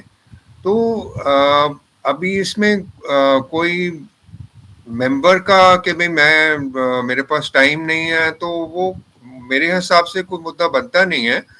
अगर आपका ये क्वेश्चन लिंक्ड है, जैसे हेमंत सर ने बताया कि भी एक सब कमेटी बनाते हैं और वो जो एजीएम में हम डिसाइड करके बनानी चाहिए और वॉलंटियर्स मांग के बनानी चाहिए। अगर आपका इशारा उस कमेटी की तरफ है कि भी लोगों बोलें कि भी मेरे पास टाइम नहीं है, तो देखिए ये कोऑपरेटिव सोसाइटी में ये प्रॉब्लम्स तो हमेशा रहती ही हैं, क्योंकि कोई भी रिस्पॉन्सिबिलिटी लेना नहीं चाहता है, तो फिर उसमें नुकसान किसका होता है? नुकसान अपना सोसाइटी का और मेंबर्स का ही होता है। तो जैसे हेमंत सर ने बोला, मैंने उसकी उदाहरण आपको वर्क्स कमेटी के हिसाब से बताई थी, क्योंकि अगर मान लो कि बड़ी सोसाइटी है, उसमें 12-15 बड़े बड़े टावर्स हैं ऊंचे ऊंचे, तो फिर वो हमने एक्सपीरियंस में ये देखा कि भी जिस बिल्डिंग की रिपेयर, क्योंकि आप सभी बिल्डिंग की रिपेयर साथ नहीं ले सकते हो। हमारी सोसाइटी में जैसे अगर जितने टावर्स हैं, हम एक या मैक्सिमम 2 टावर्स को ही टर्न बाय टर्न लेते हैं, और उन्हीं से फिर हम कमेटी, एक सब कमेटी बनाते हैं, जो हेमंत सर ने बोला सब कमेटी, जो मैंने बोला वर्क्स कमेटी। तो वो अगर उस बिल्डिंग के मेंबर्स में से बने तो अच्छा है। उसका रीजन ये है कि आप खुद कंट्रीब्यूट कर रहे हो अपनी बिल्डिंग की रिपेयर के लिए।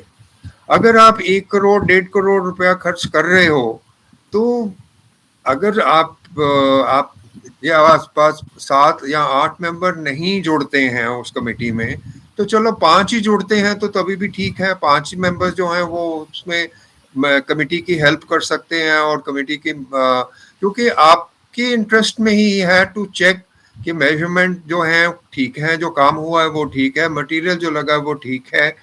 तो कंसल्टेंट की जिम्मेवारी तो कंसल्टेंट अपनी जिम्मेवारी निभाएगा, उसके रिश्ते में कोई वॉलंटियर बंदा हो ना हो उसका कोई मतलब नहीं है। Consultant has given a responsibility. He has to discharge his responsibility according to his contract. I hope that answers your question. Kuldeep sir, एक चीज बताइए, आपकी फ्रांसिस साहब ने बोला कि कमिटी इंटरेस्टेड नहीं होती, टाइम नहीं है, सब कमिटी बोलती है इंटरेस्टेड, टाइम नहीं है। तो खुद के बिल्डिंग के लिए टाइम नहीं है, खुद के बिल्डिंग के लिए फंड्स नहीं है, तो क्या होता है अल्टीमेटली? टाइम नहीं है, रिपेयर नहीं कराया, फंड्स नहीं है, रिपेयर नहीं कराया, वन फाइन डे क्या होता है? बिल्डिंग की तो हालत धीरे धीरे खराब होती जा रही है। एक समय ऐसा आता है, एक्चुअली हो रहा है, बॉम्बे शहर में हो रहा है ये चीज। एक समय ऐसा आता है कि बिल्डिंग की हालत इतनी खराब हो जाती है कि महाड़ा आती है या बीएमसी आता है, बोलता है कि अब तो रिपेयर स्ट्रक्चर ऑडिट करना है, आपका C1 हो गया है, या तो बिल्डिंग डिमोलिश करते हैं, या तो बीएमसी या महाड़ा खुद रिपेयर लेती है, करने को लेती है और आपसे रिकवर करेगी as land revenue errors.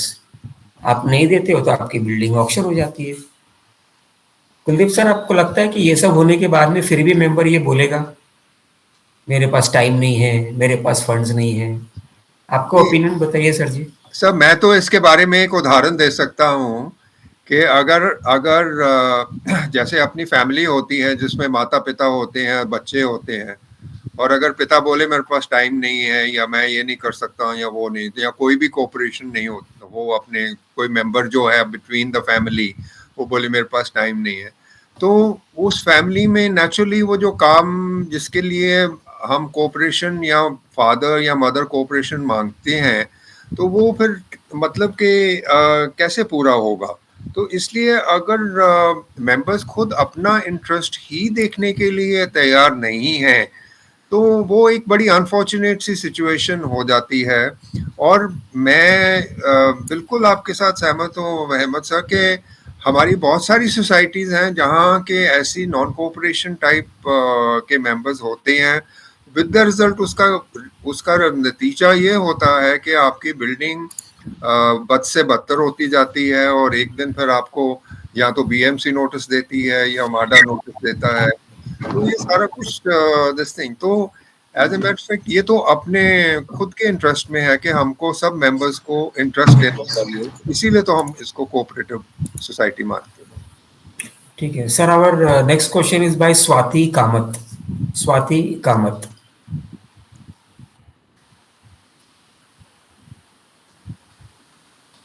Madam unmute करिए अपना माइक को। हाँ जी, बोलिए। हाँ, good evening sir. Good evening. मुझे एक क्वेश्चन पूछना है। एजीएम में without agenda major repair fund building repair का ठराव सम्मत हो सकता है क्या? कुछ भी मतलब कोटेशन वगैरह बिना रखे हुए कि इतना पैसा हर महीना निकालना है आपको? नहीं हो सकता मैडम, और ये वायलेशन ऑफ द बायलॉज होगा, और इसके लिए एक मैनेजिंग कमेटी जो है that can be hold up to the joint registrar या डिप्टी रजिस्ट्रार। ऐसे नहीं होता है। हर एक चीज का जो भी है आपका डिसीजन, जिसके ऊपर भी आप एक सर्वसाधारण मीटिंग बुलाते हैं, चाहे तो वो स्पेशल जनरल बॉडी हो या एनुअल जनरल बॉडी हो, उसका एजेंडा होना, कुछ तो एजेंडा एजीएम का तो परमानेंट है, पहले 5-6 पॉइंट जो हैं वो तो according to the laid down procedure है। उसके बाद में जो सोसाइटी के पॉइंट्स या मेंबर्स के पॉइंट्स कुछ हों, तो एजेंडा होना ज़रूरी है, क्योंकि अगर एजेंडा नहीं होगा तो हाउस को, जनरल बॉडी को कैसे पता लगेगा कि हम क्या डिस्कस कर रहे हैं। तो ऐसे ही मीटिंग के समय कुछ ऐसे बता देना कि भाई अभी हमारी बिल्डिंग रिपेयर होने वाली है, इतना खर्चा होने वाला है, हमको इतना फंड कलेक्ट करना है, वो उचित नहीं है और वो अगेंस्ट द बायलॉज है। Okay, our next question is by Sangeeta Tambe. Sangeeta Tambe, ma'am.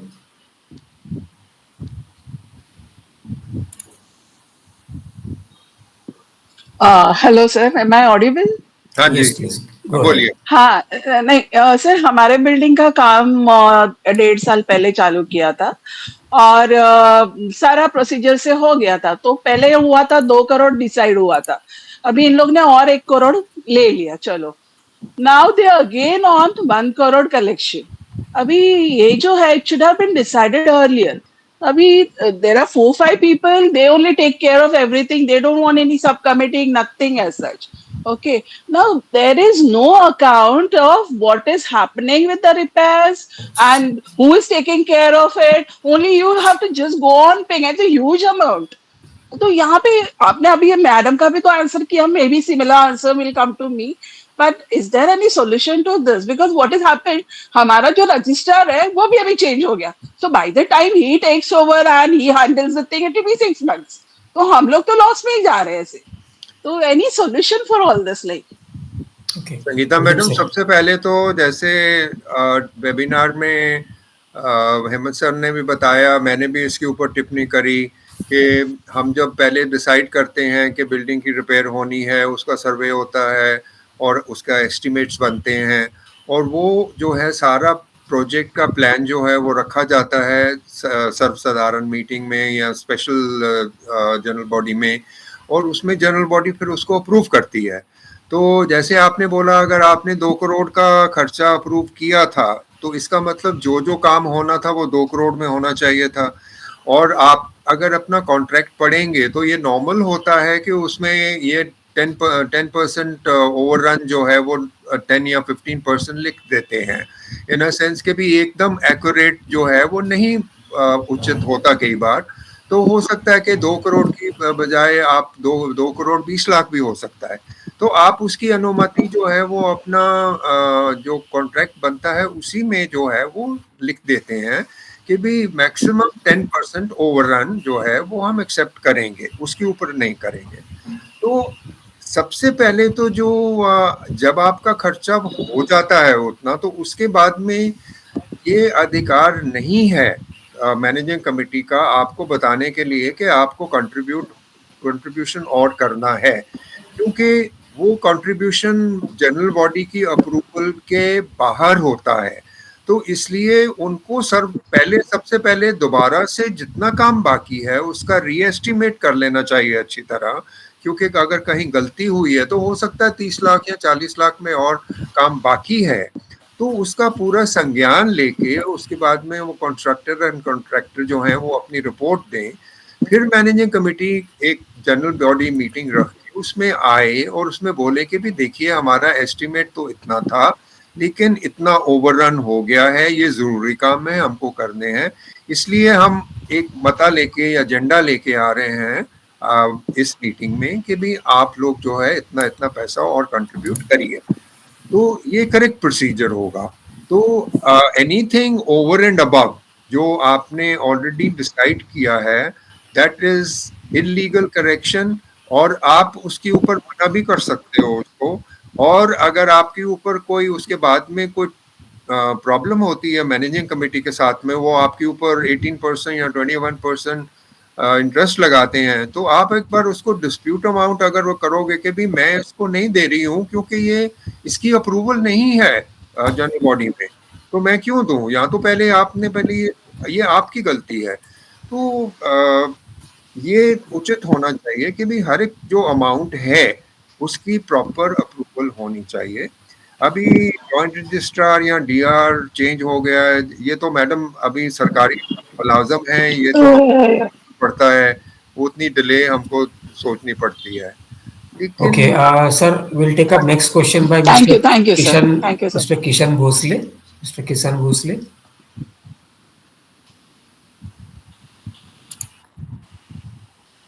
Mr. Kishan Bhosle.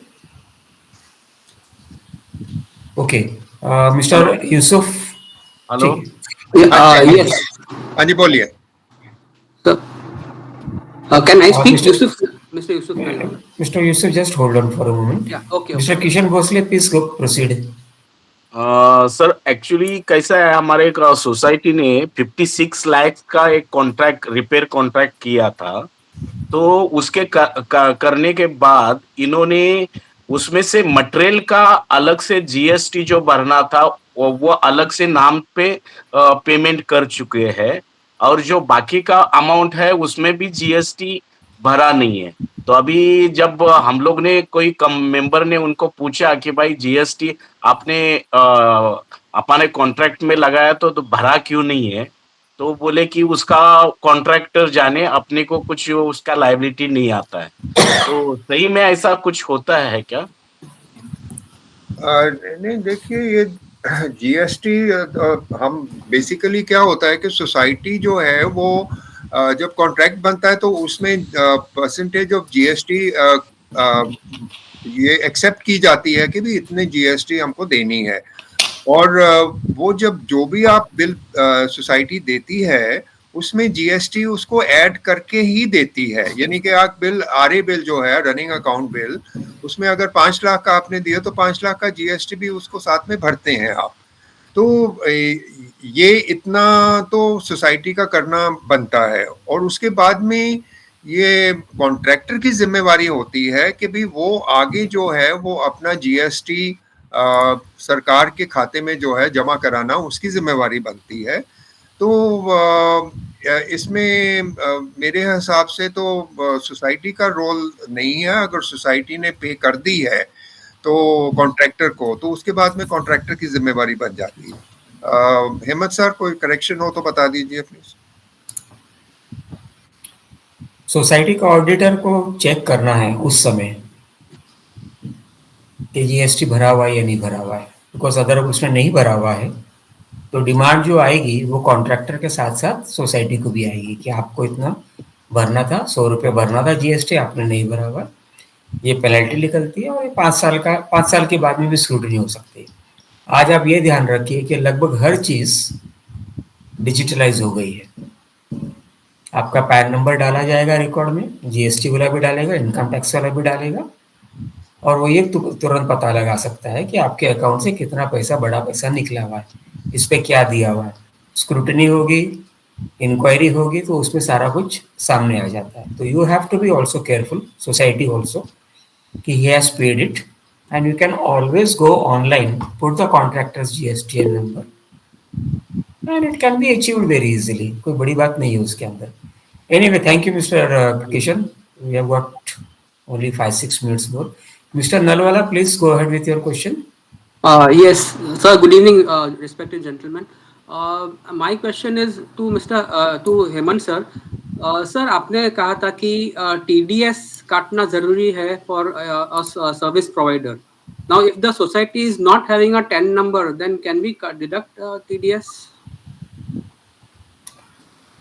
As an entity, society is covered as a corporate body. Okay. Under section 37 of the MCS Act.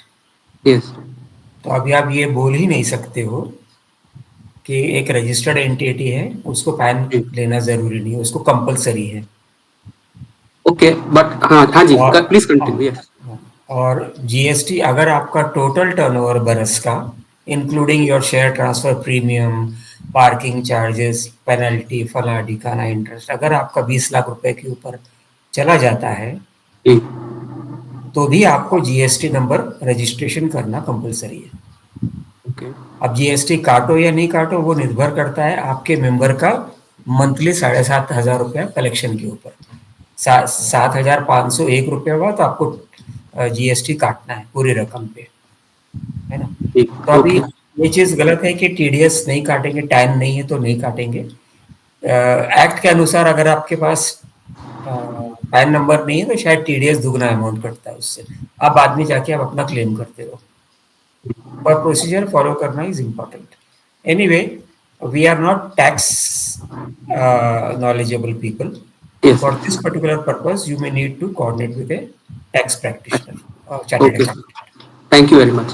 Thank you. Our last question is by Mr. Ravi Kumar. Mister Ravi Kumar. Yes sir, good evening sir.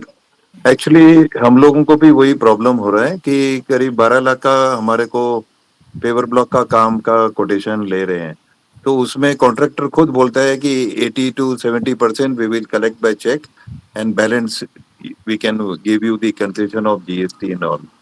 So now we are in a fix how to manage this accounting. Never ever manage this thing. Don't think of managing government taxes or duties or cess or whatever. Thank you, sir. Unless and until one fine day, the society managing committee, in charge managing committee who was there at that period, wants at least minimum 3 years of Okay, jail, free lodging, free boarding. okay, sir. Thank you. तो ये सब सोचना भी गलत है sir. Okay, sir. Thank you. And क्यों करना है सर? आप जिस रास्ते पे चलते हो वो रास्ता तो सरकार ही बना रही है ना। Yes, वो कहाँ से आ रहा है? वो इसी से टैक्सेस से तो आ रहा है। yes, sir. इतने बड़े बड़े हाईवे बना दिए, ब्रिजेस बना दिए, ये कर दिया, वो कर दिया, तो वो सरकार की तरफ से ही आ रहा है। हमने 2-3 कोटेशन मंगाए और मैं भी उस मैनेजिंग कमेटी में हूँ एज ए सेक्रेटरी, तो I am always having fear कि why should we do all this jugglery in terms of such big amount. Sir क्यों जगलरी करना है? लेकिन मुझे ये बताइए, Yes, sir. से पैसा लेना है, यस सर, यूमेंटो से कि मेंबर के पास 100, 50, 500, 5,000 रुपए नहीं है ये काम के देने के लिए? यस अगर नहीं है तो bluntly speaking, very bluntly speaking, yes sir, society का फ्लैट छोड़ दे, यस है ना, और स्लम एरिया में भी जाके रह सकते हैं, वहां पे तो ये सब चीज लागू भी नहीं पड़ती है। Yes sir, perfect sir, thank you. Thank you, sir. Kuldeep sir, I want to thank you specially for joining us again and being with our friends and sharing your knowledge and experiences. Thank you once again. Now, with the permission of all our friends, we will conclude today's webinar. Thank you all friends for attending and supporting this knowledge and experience sharing webinar. Wishing all friends a healthy and peaceful life forward. Thank you everybody. Thank you, everyone. Thank you, Hemant ji. Thank you, Hemant ji. Thank you. Thank you very much.